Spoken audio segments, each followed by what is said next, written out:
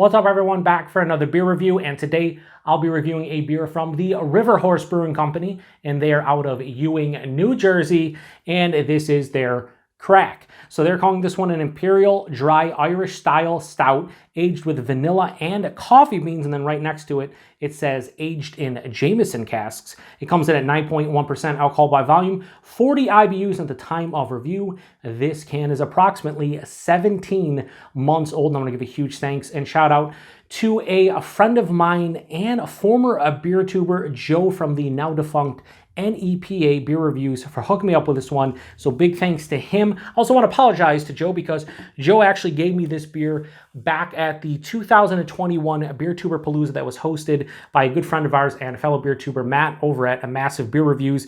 That took place in August of 2021, and everybody brings a bunch of beer, and Joe had a bunch of different beers from his former brewery where he was a brewer, and that's River Horse. He now brews at the Brotherton Brewing Company, and he brought some beers from both breweries, and he brought this for, I think, everybody. I don't know. I know quite a few people went home with this, and when I got home, I drank all of the Brotherton stuff because it was like an IPA and a fruited sour and whatnot, and this got kind of lost in the fridge. And that's on me, Joe, but hopefully this is held up. This has been in my fridge for almost a year. They, again, packaged this one back in late February of last year. So, yeah, hopefully this is held up, coffee, vanilla, aged in Jameson Casks. On the back here, it says, Craic was born in 2017 when River Horse Brewing had the honor of becoming one of the early Jameson Caskmates partners.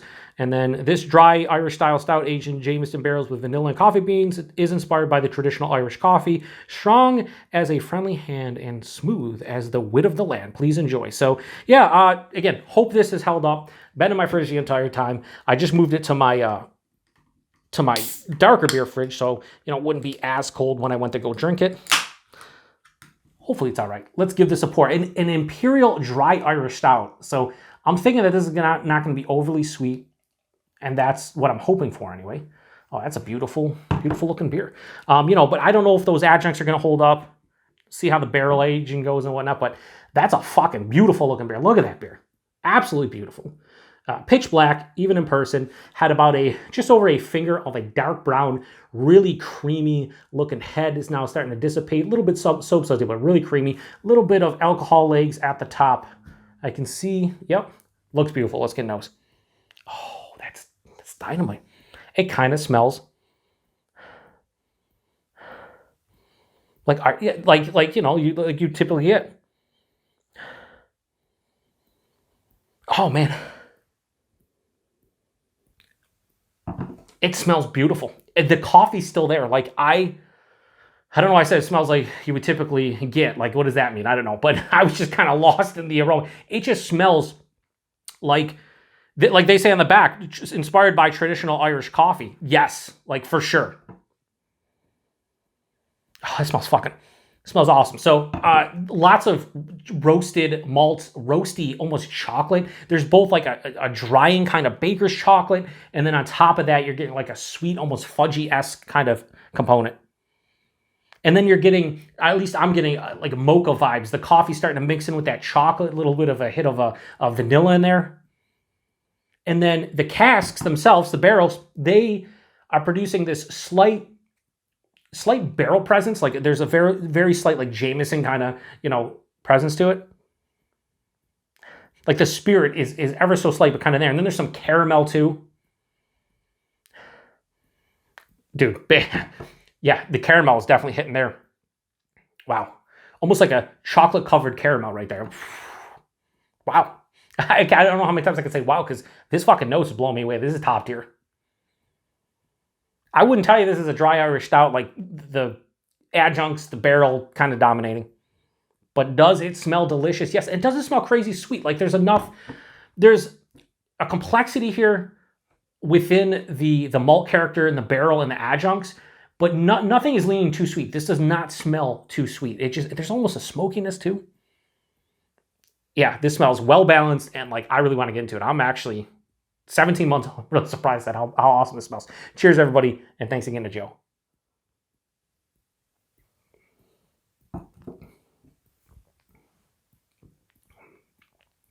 Ooh. Wow. There's a big booze blast there. As some of the kids would say, it's hot. It's hot. There's barrel heat. It definitely is, though.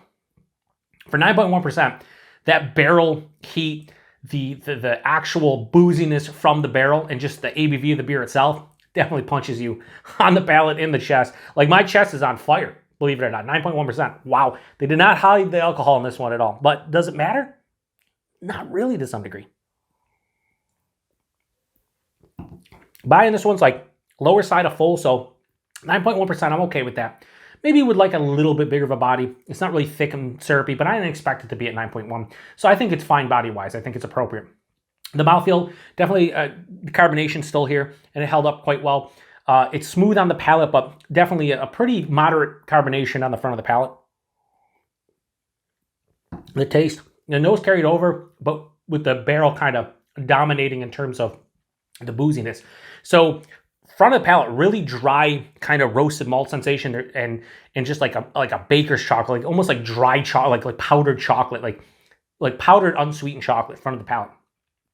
As it passes through, it turns into more of like a fudgy kind of dessert-esque type of chocolate character, and that mixes in with the vanilla and the coffee and gives me mocha vibes. That's pretty much where all of those two adjuncts, along with the base malt, kind of hit. Underneath it, there's a little bit of like a dark fruit, like a black cherry, a dark cherry. And then about 3/4 of the way through the palate, the barrel hits. Has an oak tannin dryness. The vanilla gets ramped up slightly, and the spirit actually kind of envelops the palate. And you're left with that palate, the barrel characteristic. It's like the mocha kind of slowly develops and transitions into the barrel. Big blast of alcohol on the palate, like big. Like, if I was doing this blind, there is no way I would guess this is lower than like 11 or 12%. I shit you not. That's how, maybe the body would say, hey, okay, knock it down to like 10, 10 and a half. But my chest is on fire right now. And I don't almost ever say that, even about like 13, 14, 15% beers. I'm always like, oh, it's 14%, but it drinks like it's 11 and a half, 12. This is 9.1% and it drinks like it's fucking 12. Like, my chest is on fire, maybe even higher. My chest is on fire. After the sip, you're left with like a little bit of like a burn in your throat. Like, the barrel's fucking, the booziness of this beer is crazy for 9.1, especially nowadays where everybody hides it, right? But the taste is great. Irish coffee, Irish whiskey, just like a combination of that with a base dry Irish stout, and it's really fucking good. It's not too sweet. There is a decent sweetness in here, like middle of the palate. But at the front of the palate, it's kind of dry. And then the back of the palate has like a moderate dryness, like an oak tannin dryness.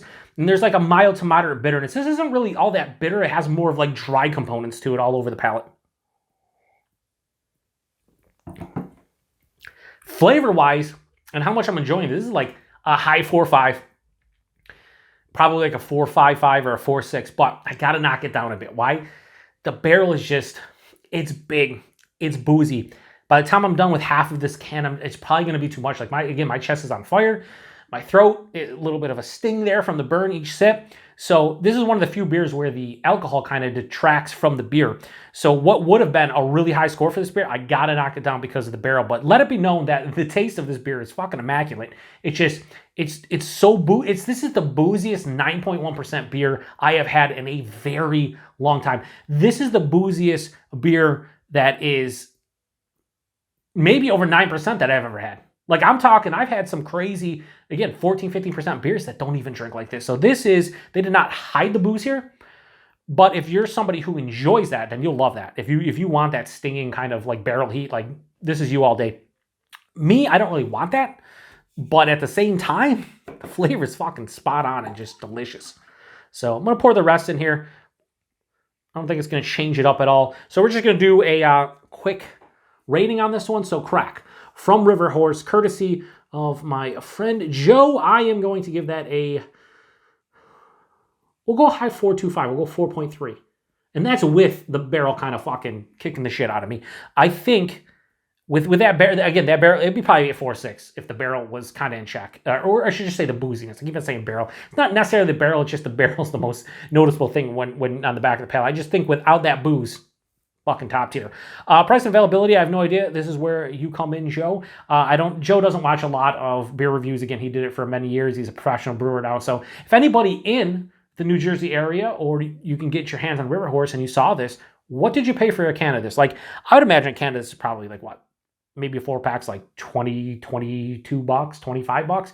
Like, I'd have no issues paying like $6, $7 for that can. So I don't know. It's probably cheaper than that. I have no idea. So if anybody knows, let me know. And availability, River Horse, we get a couple other offerings here in West New York. I just went to the beer store recently and they had a couple of their like core offerings, but we never saw this, at least to my knowledge. So I think they brew this every year around St. Patrick's Day. Pretty sure. Don't quote me on that one, but I'm pretty sure based on the package date of late February, I'd imagine that's probably the case, but who knows? And yeah, not much more to say about it. Again, it definitely is a boozy, huge boozy, 9.1% Imperial Dry Irish Stout with a bunch of adjuncts aged in Jameson Casks, and you can know, like if I was doing this blind, I'd A, say it's barrel aged, and B, think this is like 12%, and it's not. So pretty crazy. Anyway, if you had this one before, post in the comment section. Thanks again to Joe for this beer. Appreciate everybody stopping by for another beer review here on the Beer Patrol. Till the next one, cheers.